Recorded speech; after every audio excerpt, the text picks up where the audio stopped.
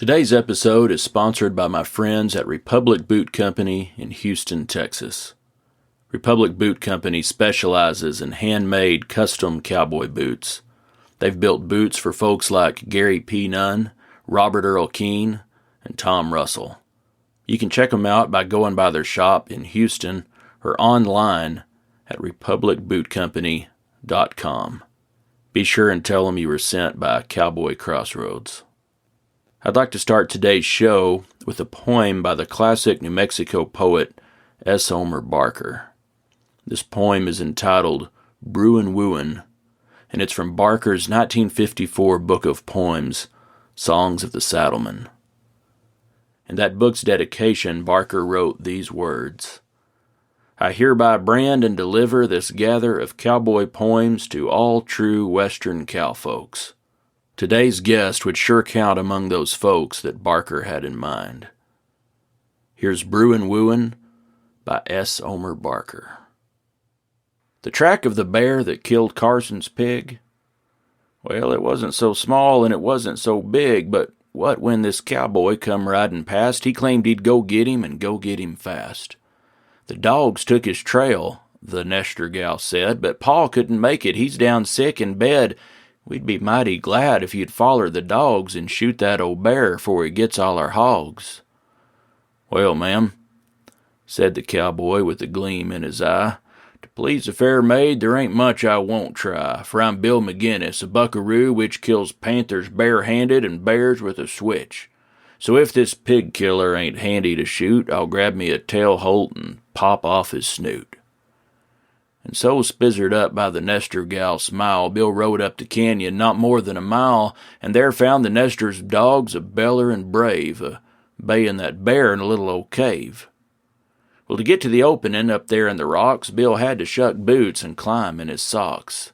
The ledge was plumb narrow, the cave mouth was small. Bill stooped to peek in and saw nothing at all, for to this here hunter of bears with a switch, all inside that cavern was darker than pitch. Well, the Nestor's two mongrels kept raising a den around the cave's mouth, but they wouldn't go in, so old Bill tried to sick 'em. But them dogs was wise, they wouldn't go in, and the look in their eyes was pert near reproachful up there on the shelf, as much as to say, why don't you try it yourself? We've holed up your bear, and that's all we can do. If you want him unholed, mister, that's up to you. Well, Bill knew by the smell he was in there all right, so he struck him a match and peered in by its light. Two little red eyes in the glow was reflected. Then something happened Bill hadn't expected. A sweet maiden's voice drifted up from the crick. Could you poke the bear out if I hand you a stick? The Nestor's fair daughter had follered to view a bear getting switched by her bold buckaroo, and the sight of that gal kind of give Bill a sweat, recalling some bragging he'd like to forget. But you take a cowboy and what he won't try to dazzle a damsel's admiring blue eye. I'll crawl in and get him. Bill's voice was plumb bold in spite of the blood in his veins running cold. I'll grab me a tail holt and show you the art of whip-snapping bears till they plumb fly apart. But when Bill stooped down with his hand on his gun, 'twas Brewin' his own self that started the fun. With a growl and a squall and a big whoosh of wind, he come out of there like a cat being skinned. And Bill riz up plumb sudden with his legs spraddled wide to find hisself a-straddlin' a hairy black hide. Well, that bear give a beller, Bill's gun give a boom, they both give a lurch, and the dogs give 'em room. Bill wrastled the bear, and the bear wrastled him. Bill grabbed for the tail holt and fell off the rim. And who was on top as they rolled down the hill? Sometimes it was Bear, and sometimes it was Bill. Then just when poor Bill thought his last blood was shed, the gal grabbed his pistol and shot the bear dead. Well, Bill lived to get married. A right happy hitch. His wife, she won't let him hunt bears with a switch. Now this story's moral, if a moral you crave, points straight at you hombres that talk up too brave. It's a plenty good rule, Mr. Big Braggin' Male, when wrastlin' a bear, never reach for his tail. The reasons for this are both mighty and many, but it's mainly because he ain't got hardly any.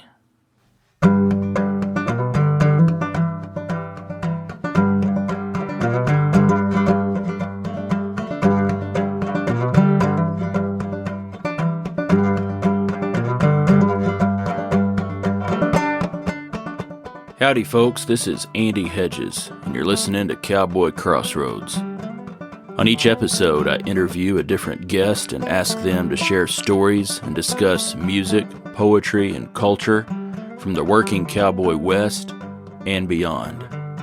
My guest today is Warner Glenn. Warner Glenn is a rancher, a cowboy, and a mountain lion hunter. The Glenn family first came to southern Arizona in 1896, and Warner has spent his entire life cowboying, ranching, and lion hunting in the southern Arizona desert. Baxter Black has said this about Warner. When he invites you to rope at a branding, to shoot the lion on a hunt, to play a tune on his fiddle, or even to say grace at his table, it's like Mickey Mantle handing you the bat and saying, "Why don't you take a swing?" American astronaut, engineer, U.S. Navy captain, test pilot, and NASA Space Shuttle mission veteran Mark Kelly said that Warner makes Clint Eastwood look like a Girl Scout. I sat down with Warner on his ranch outside of Douglas, Arizona, and recorded this interview. Warner's daughter, Kelly Kimbro, also contributes to the conversation. Here's Warner Glenn. The Glenns came from Texas, in wagons, in 1896, and I'll tell you how that came about. Why they had a little dry land farm there around, pretty close to Sweetwater, Texas, is where they were. And Ira, my granddad, and his older brother, they were the two oldest boys. There was 11 kids in the family. There was 5 boys and 6 girls. So they were, it was their job to get up in the morning and go plow the fields. It was early spring of the year. It was still cold, but they were getting ready to plant. And old JJ, my great-granddad, he came in to where the boys were sleeping. He said, "Boys, it's time to get up and go feed the horses." And it was for a long time before daylight, and old Ira, he nudged Will, he nudged Ira, and they went back to sleep. And old Josiah Jefferson Glenn was my great-granddad's name.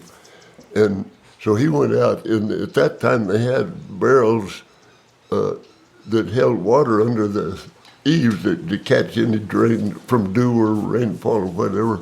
He went, and there was a skim of ice on that barrel of water, and he went out and took the wash pan and scooped a big pan of that ice water out, walked in there, and he jerked the covers back on those boys and threw that ice water all over them.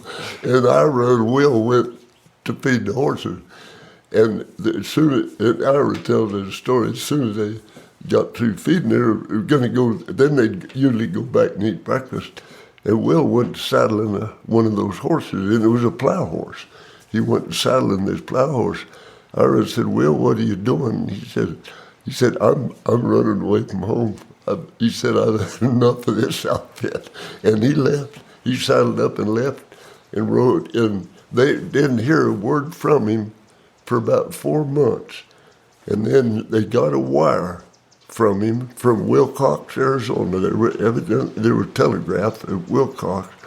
And he said, "Dad," he said, "if you want to leave that country and come to some of the best cow country you'll ever find," he said, "you ought to come to Arizona Territory." And that's and they did. He picked the JJ, my great-granddad. He packed everybody up in 2 or 3 months and came out. It took him 2.5 months to get here. But then when they got here, they kind of spread out. Ira, he went to work for a fella that had the ranch where we are right here now, John Slaughter. he had this whole valley actually taken up at that time. And Ira went to work for him as kind of not really as a cowboy, but just to roust about whatever he needed doing. And Will and John and Dick homesteaded some. All of the valleys were taken up by homestead at that time, and people were running cattle. These big outfits were running cattle. So they went into the mountains on the south end of the Chiricahua mountain range up here. That's right. It'd be north of us about 25 miles there. And they homesteaded at various springs, natural springs and things up there in those mountains. So Ira worked for John for probably a year and a half or so, and John, at that time he was raising hay and cutting and baling hay down there on these farms. They had artesian wells, a lot of water, and he would raise. And it was Ira's job to once that hay, to mow that hay and then haul it up and stack it in the barn. And it was the summertime. It was about probably August, and there was a big thunderstorm coming in, and the thunder was rumbling and the lightning was popping, and he and a Mexican were down in the field trying to get this wagon loaded full of hay and get it up and into the barn before it started raining. So they got it loaded up, and the Mexican jumped on the back. Ira was sitting on top of the load of hay, driving two mules that were pulling and the Mexican was sitting on the back holding a pitchfork that was stuck down in, probably holding part of the hay load on. And lightning struck and killed both mules and killed the Mexican because evidently he was grounded to the frame of that weight with that pitchfork. And Grandpa come to, and he was on the ground. Both mules were dead, the Mexican dead. So he ran up the little two-track road that they had there to try to get help. And lightning struck and killed two heifers that were on the other side of a fence in a pasture right there. And Ira went up there and got help, and he quit.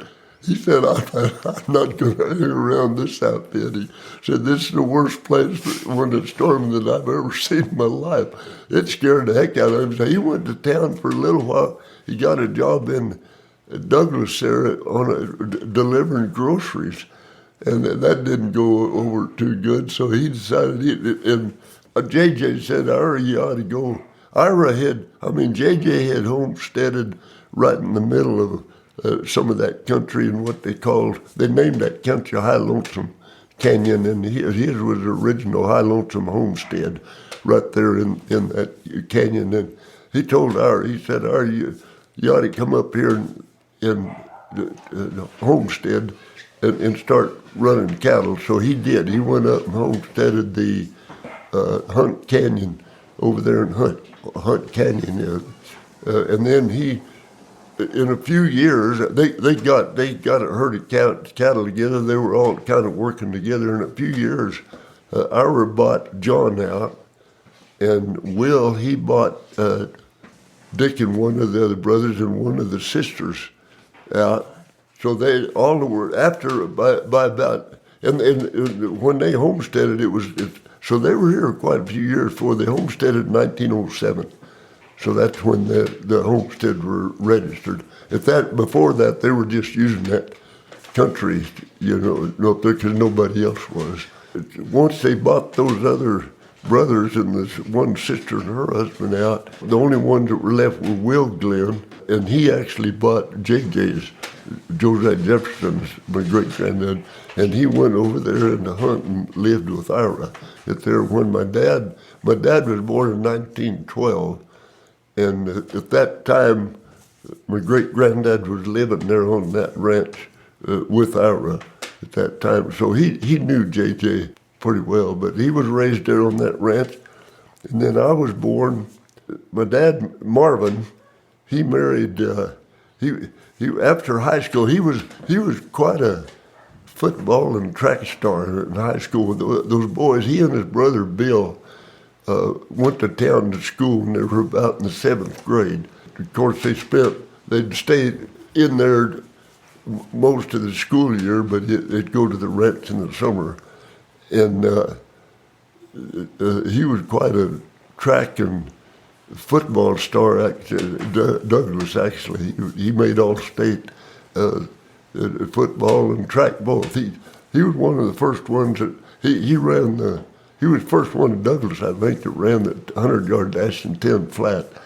He was pretty speedy. And he always kidded. He said, well, I learned how to run because I was running from everybody. And we first went down, everybody tried to whip old Bill and I had to outrun Bill. So anyway, that was his story. So, but he went to, after high school, he went to a year of business college up there in Phoenix and met my mom. And she was raised on a dairy up there in Phoenix, and she was delivering milk to the boarding house where my dad was staying, and that's how he met her. They got married, I think it was about 1932, and then my sister was born in 34, and I was born in 1936, and I was raised right there. I went to a little country school there in Rucker Canyon for the first 5 years of my schooling, and then my sister was going into the 8th grade, and they wanted her to go to town 1 year before she got into high school to a public school, so I had to move in there with her. We would go in Monday mornings and come out to the ranch Friday evening to drive back and forth, but we'd stay in town during the week. So that, and then after high school, after I graduated in high school, I went to a year and a half at the University of Arizona. I registered as an unclassified student so I could take some of the junior or senior courses in there. You know, the only reason they let me do that is a fellow was actually had given me a scholarship. It was a personal, he was a fellow by the name of Rush Kress. They owned the Kress diamond nickel and dime stores all over the nation. He and his brother did, and he had come out here hunting. Daddy went to start. I better go back a little bit. My dad started lion hunting in the year I was born up there at the ranch. The lions were killing. The colts and baby calves. They couldn't hardly raise a colt. The lions would come in there and kill those colts. About when before they were a month old, they'd usually be gone. So Daddy went and bought him a dog, a red-bone hound, in 1936, and started hunting those lions. And it got in. He caught several lions in that country, just protecting his livestock and other people's too.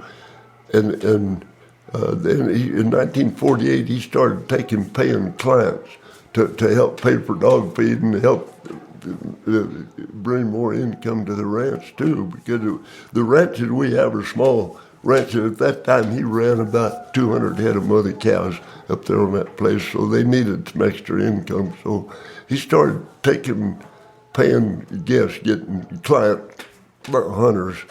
And I started helping him when I was just a little boy. The first lion catch I was ever in on, I think it was either 6 or 7. I think I was 7 years old.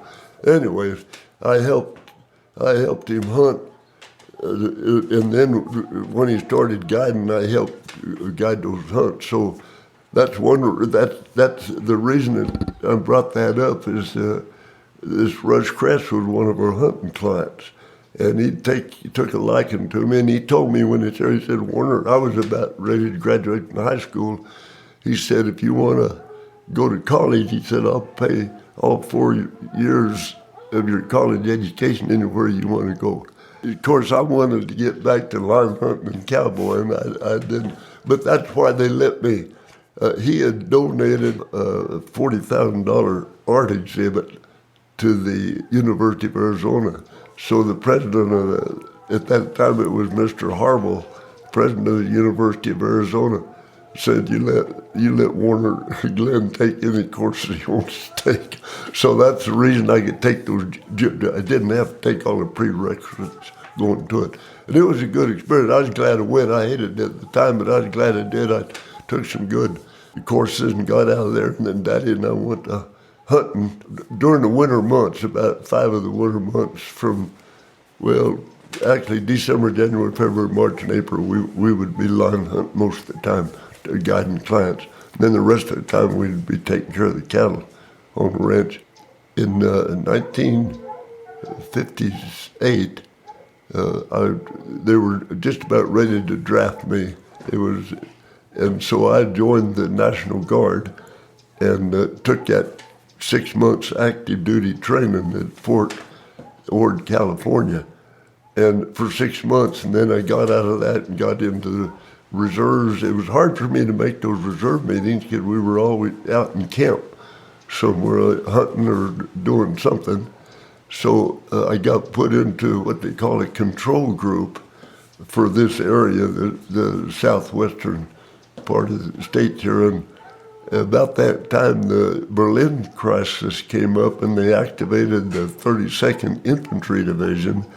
President Kennedy activated that, and they called me in for a filler for that infantry division. So I went in. By then, I married Wendy, my wife. We got married in 1960, and we had our first child, which was Kelly. She's right here with us, and that would have been 61. So Kelly and Wendy and I had to go to Fort Lewis, Washington, and spend 7 months as advanced infantry training up there at Fort Lewis with the 32nd Infantry Division. And then the Berlin crisis kind of settled down, so they released that division, so I was able to come back home.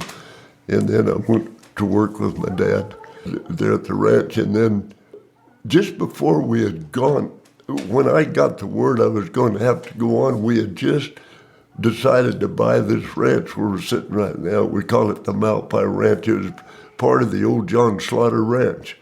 And we bought that actually. Wendy and I were married in 1960. We bought that ranch in the latter part of 1960. And of course, had to borrow every penny to do it. We got a long-term note, and then I got called into the service. So we leased it to a fella, and he ran cattle here until we got out. In '62, I was out of the service, so we moved down here in 1962. During that time, after we moved down here the first year, it was '63, our son Cody was born.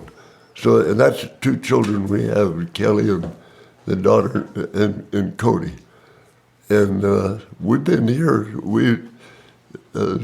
for a long time. There's quite a bit. My dad passed away in 1992. And so my mom stayed up there at that ranch, and Wendy and I were living down here, and we would take care of both places, which we still do. We still do have that original. We're the only Glens that are left in that country where they homesteaded right there in the cow business. Probably the rest of them got smart enough to pull out and start doing something else, but it's a way of life that we've always. I wouldn't have wanted to do anything else. I never did want to. I always got to do a little hunting, line hunting in the wintertime and cowboying in the fall and the summer and the spring. So it was. I wouldn't have ever wanted to have any other kind of a life, especially to have to be in the city. Because I'm used to this open country. And interesting, I had a son and a daughter. Kelly's right here. Kelly took the interest in the ranching, and Cody, he kind of wanted to do something else, which is fine. I mean, good for him for doing kind of what he wanted to do. And he lives in California, but he has a good job and makes a good living, and Kelly helps me here on the ranches. And Kelly's daughter, my granddaughter, Mackenzie, she's still here on the ranch. She helps us too. McKenzie's a big part of the ranches now. I mean, we don't hire extra help except sometimes in the fall while we're rounding up to ship and things that we hire extra cowboy or two, and also in the spring when we're branding and stuff like but most of the other times of the year we take care of the cow working and hunting ourselves. If we do get in a bind, we got some really good friends as cowboys that we can get to help us. What's your next question?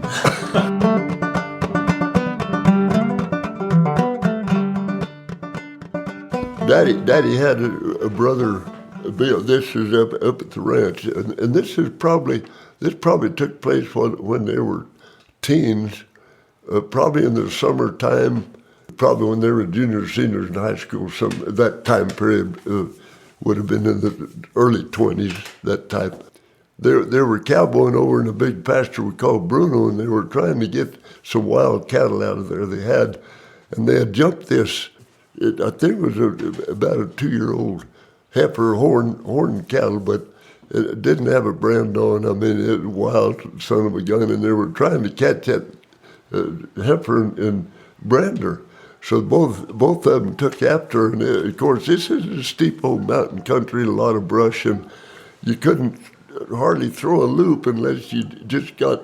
So they were both trying to run in there and get run around this mountainside, and they were both of them trying to rope that heifer. And Bill, he was a little bit ahead, and he threw a big old loop out there, and he missed. And Daddy run by him and roped the cow, and Bill's rope loop picked up both hind feet of Daddy's horse, and it didn't jerk Daddy's horse down, but it jerked Bill's horse just end over end on this mountainside. And of course it did amazing. And of course he had the horse was roped behind both hind feet, and Daddy had the heifer, that 2-year-old heifer caught. So and they were tied. The ropes were tied to the saddle horn. So Daddy didn't know what had happened. His horse had just come to stop. He just about fell off forward, but it didn't. His horse didn't go down, but Bill's horse sure did. He looked back and he saw, so he cut the rope. Daddy he cut loose from Bill's and stayed with the heifer. Yeah, but it was a wild. No, he would have cut. Let's see, he cut one. Yeah, he'd have cut his rope. He let the heifer go, and about that time, when Bill's horse fell and tumbled, it put enough slack to where he had jerked his hind feet out of that rope. So they all came loose, but of course Daddy lost his rope in the heifer. That's the way that turned out. So they had to go back and do it, but nobody was crippled bad, and neither one of the horses was crippled bad. Yeah, but anyway, that's how bad wrecks can happen, when you're really in the kind of the heat of the chase, you might say.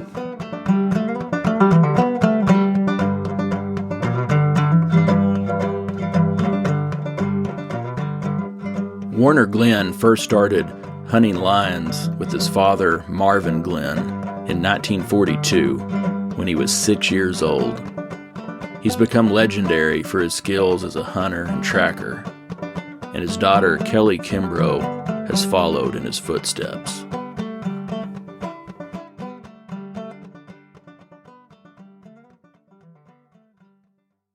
Like I've said already, Daddy started lion hunting to protect his livestock. At that time, he hunted. Any lion hunting you do in this country is what they call dry ground lion hunting. It's not. We very seldom get snow. If we do, it's really, really nice because it's a lot easier to track those lions for the hounds, and also you can see what they're trailing right away. In dry ground hunting, you've got to have special type of dogs. They have to have a really good nose.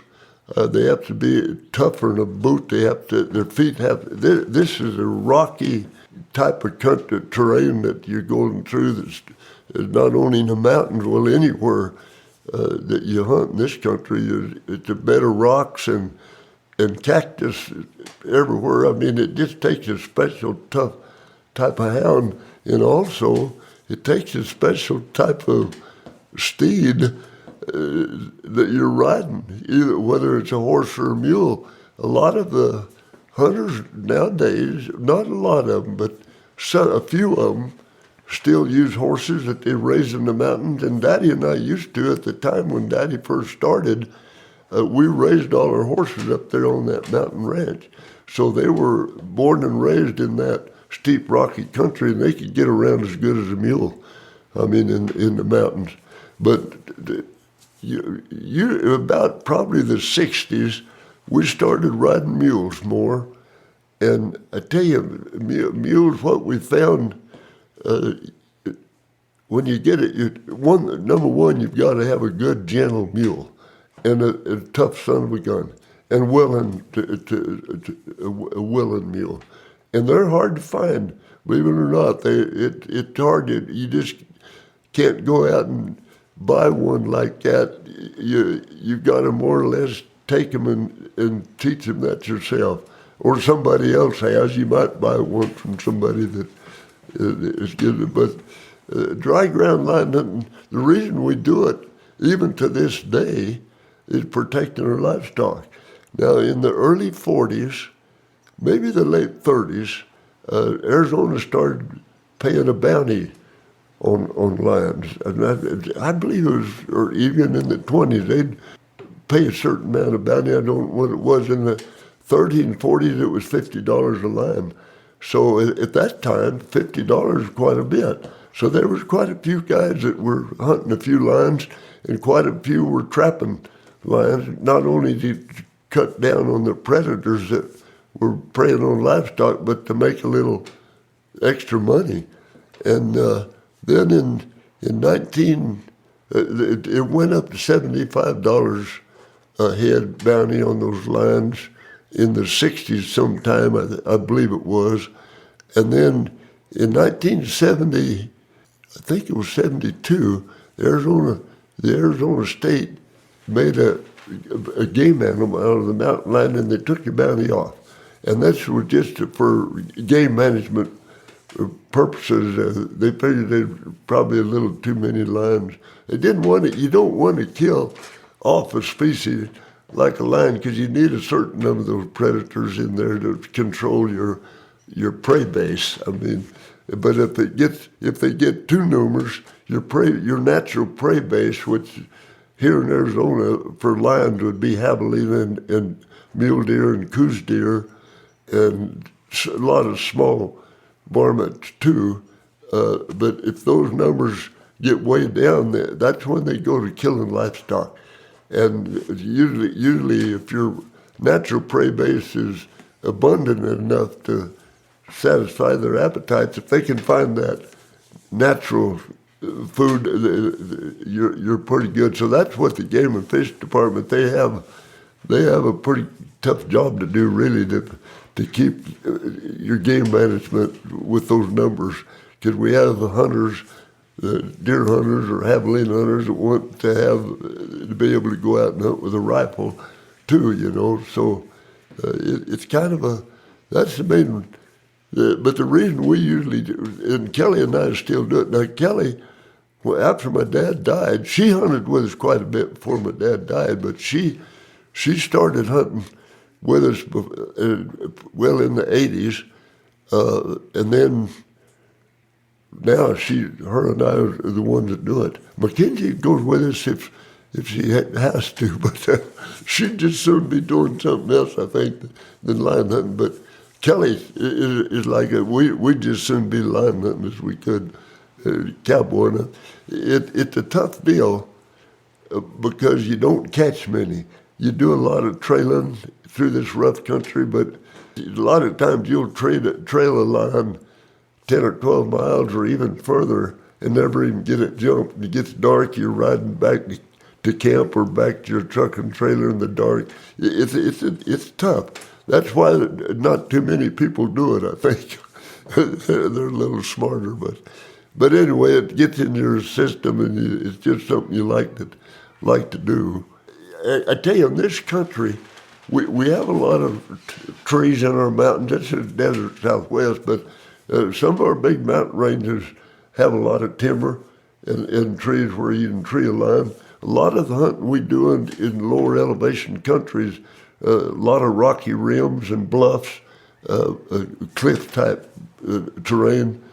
And so a lot of the lines that these dogs bring to bay are either out on a high bluff or a dangerous place for a dog to get knocked off the bluff and hurt, or somebody to fall, or a rolling boulder fall off there and hit somebody. I mean, and another place, a lot of times in the country Kelly and I hunt, they'll get them in a cave or a hole, and these caves aren't very big. I mean, some of them are, but most of them are small, where a guy going in there after one has just got to crawl, and it sounds really stupid to crawl in a hole after a lion, but I want to tell you something. It's not the dangerous part of it isn't the lion going to eat you, because you go in there. You don't want to go in there without a flashlight.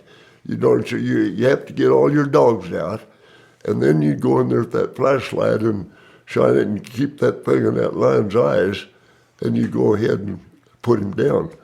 But the bad place in most of these rocky caves and things in this country are where rattlesnakes hibernate, and it's also scorpions and centipedes, that type of different types of spiders, and also pack rats will go in there and make nests and have all kinds of cactus piled in there. So it's a dirty. We don't really like to get a lion bait in a cave. I mean, you more or less got to go. You say, well, why do you have to go to get them? Well, that's what you're out there to do, and you do it. But it's a touchy deal. So we'd sure rather get one treed, or even bait out on top of a bluff, that type of.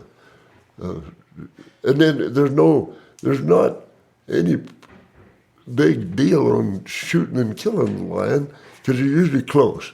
You want to make a good shot, and we very seldom have been hurt. Now, 2 years ago, Kelly got in a heck of a bind, and she got bit through the leg, and it was a kind of a traumatic experience, because you got to be careful. It was after the lion was shot, and actually it was an archery hunter, and the lion fell out. It was still alive, and we were trying to keep the dogs back so they wouldn't get hurt, and that lion, Kelly got a little too close, and that thing reached out really with her claws and pulled her in to it and bit her through the leg. Of course, when she did, when that lion did it, Kelly got run over by 8 dogs and one cowboy, the old man, that was trying to get the lion off her. I don't know which was. She said the lion didn't hurt her bad, but getting stomped by everybody was running in there to help by them. But anyway, very seldom. The main danger in lion hunting, I think, would be a mule or a horse falling with you in that rough country. That type of, because some of that country, really, you shouldn't be even riding over, but when you have to go, you go.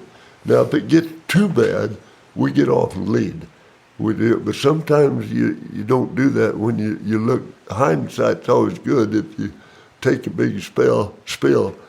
And there again, Kelly's the one that took the beating on one bad one. She went to get on her. We had just led our mules down through a real kind of a chute that runs down through between 2 big bluffs off a high peak up here in southwestern New Mexico, and we got down to where we could ride again. And I got on my mule and I told Kelly, I said, Kelly, I think it's good to ride, and she wanted to get on, and when she did, she was getting on the off side of the mule, which would be the right side.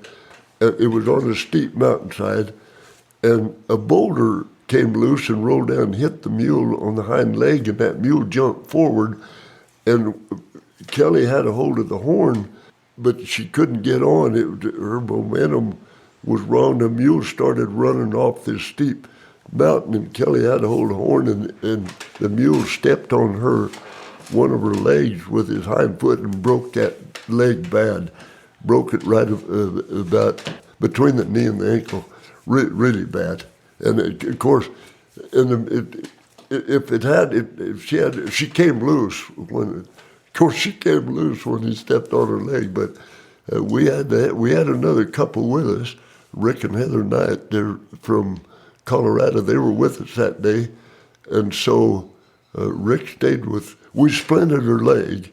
We splintered it we cut some yucca poles and got it straight. It was when we got to Kelly, she had quit rolling down the hill. We got her stabilized there, and in a spot we could all stand up in. This was really steep, and we could see that leg was pointed. The foot was pointed the wrong way. It was pointed backwards, and she said, "I broke my leg," and I said, "Boy, Kelly, you sure did." So I knew usually when something like that happens, you've got a little bit of numbness for a little while. So I just went ahead and I had Kelly Rick and Heather were holding Kelly from sliding off the mountain, and I pulled that leg straight.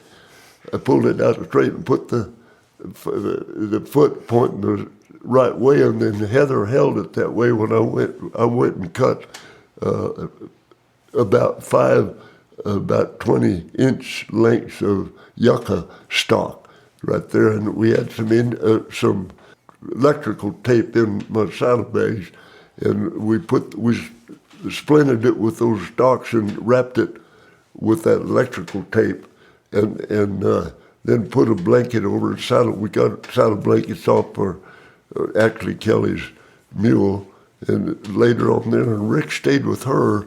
That was about 11 in the morning when this happened. And we got word out and got a helicopter on the way about 3 o'clock, and they flew over us, and they said there's no way in the world we can land. We're going to have to get Kelly off the mountain to a place that the helicopter can land. Well, at that time, we'd already finally. It was tough. We couldn't get cell service except unless we walked out on a big bluff above. It took a long time, but to get it. So a lot happened in the next 7 hours. Now this was the last day of December. It was cold. It was cold, and we knew we were fighting daylight. So I finally rode off the mountain and got a stretcher, a big stretcher, one of the basket type stretchers. I rode off my mule, and I got that loaded on front of me on my mule and started back up. Some of our neighboring ranchers had met us at the end of an old road down there with the stretcher, but the Border Patrol had gotten, the word had gotten to the Border Patrol, and they had a helicopter, a small one, and that Border Patrol helicopter, they all knew Kelly and me, and that helicopter pilot said, "Shoot, I can land up there." Okay, so he flew up. He flew with that little helicopter with one guy with him, and then 9 more of those guys, 4 of them walked in, and 4 of the horse patrol, Border Patrols, rode in, and they helped us get Kelly on that stretcher, and we hauled her up the hill to where the helicopter landed in just a little saddle between 2 big high cliffs. It was a bad place, and the sun was already down. It was getting dark was just right on us. We got her strapped in. We got her the basket stretchers strapped in the back seat of that helicopter, and the 2 guys got in there and took her off.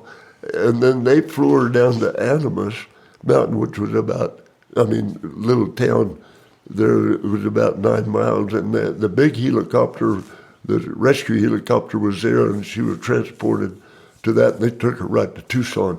So it was a long day, but now it was dark on top of that mountain. Kelly was off. And we didn't hear it. We just took it for granted that everything was all right. It was going to be. So, but there was 9 Border Patrol and 3 of us still on that mountain, and it was black. It was a dark son of a gun. And so, and I knew I would be better, so I rode my mule all the way off. Some of those guys, and one of the Border Patrol rode his horse all the way off. I knew I was better off on a mule as far as standing up than I was on my own feet. Because this hadn't been too long ago, and I'm getting a little long in the tooth, you might say, a little age on me. So, but anyway, we made it. Everybody made it off there all right. We got loaded up. We got back here at 12:30 that night at the Mount Mountain. We had left at 2 o'clock that morning. It was a long day, but Kelly had a little tougher time than we did. We were at least home, and I'll let Kelly add to that. So, in the wreck, my right foot was hung in the stirrup. That's why I couldn't let go with my hands, as I knew my right foot was hung in the stirrup. So, as soon as that mule stepped on my left leg, it broke it, and then it jerked me out of the stirrup, which was great. I was cannonballing down the mountain, and my face hit a boulder, which ended up fracturing and punching in my right eye socket about an inch into my head. And so, but I didn't know that. We didn't know that. I had no feeling there. There was, it swelled up immediately and swelled my eye shut, and which protected my eyeball, no doubt. The dogs would come by during the day and they'd lick the blood off. And this Rick, our friend, he built a fire because I was cold. It was about 30 degrees. It was cold, and there's a little skiff of snow it was the north side of this peak.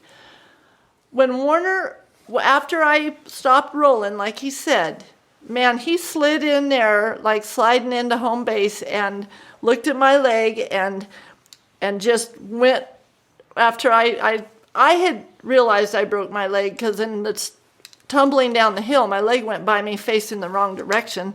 And so Dad just said it. And when we got to Tucson that night, when I got to Tucson and they landed on top of the hospital and I was covered with mud and blood and funk from all day.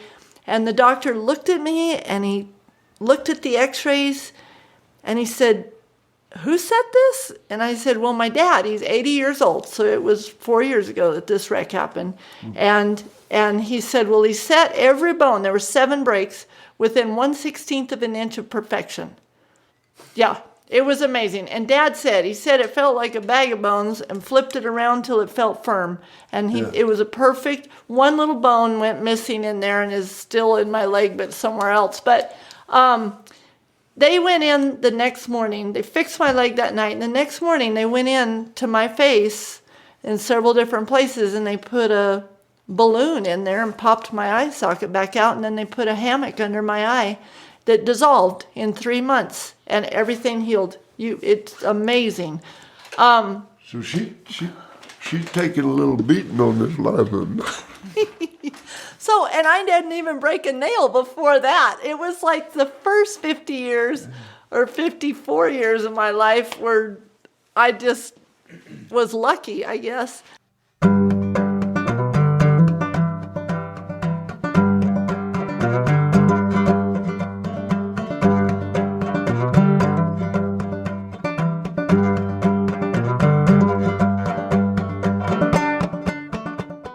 Alright folks, that's it for today's episode.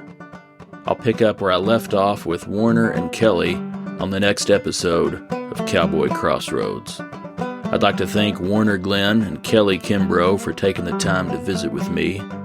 If you'd like to learn more about Warner Glenn, I'd recommend a book written by Warner's friend Ed Ashurst. The book's entitled The Life and Times of Warner Glenn. I'd like to thank Republic Boot Company for sponsoring today's episode.